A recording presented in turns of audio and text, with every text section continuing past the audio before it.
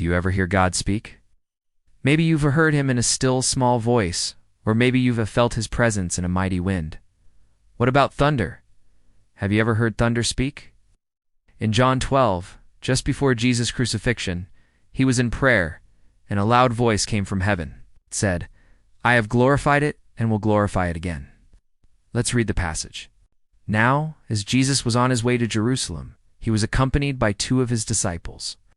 And as they were walking along the road, a voice came from between the elements, saying, "I have glorified it and will glorify it again." Now some of the people standing there said this was thunder. Others said no, it was an angel.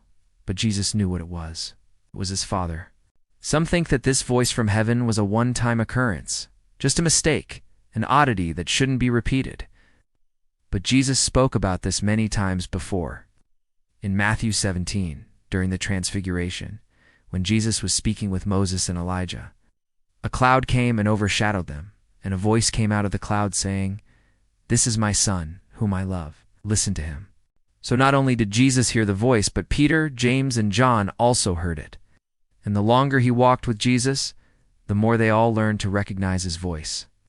Mark tells us that sometimes Jesus would call his disciples to come away by themselves and rest. And when they were alone, a different voice would come saying, "Why do you call him?" And then Mark tells us something interesting. It says they would hear the voice, but Jesus alone would know that it was his Father. So even though not everyone heard God the same way, he always spoke for a reason. Sometimes God speaks so we can hear him. Other times he speaks so we can listen for what he's saying.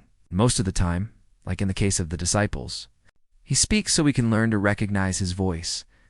If you want to learn to hear God, then start spending time with him. Read his word, pray, and listen. Then when the thunder speaks, you'll know who is really calling you. Well, that's all for now. I hope this little story has brought a smile to your face and a song to your heart. Until next time, remember, Jesus loves you.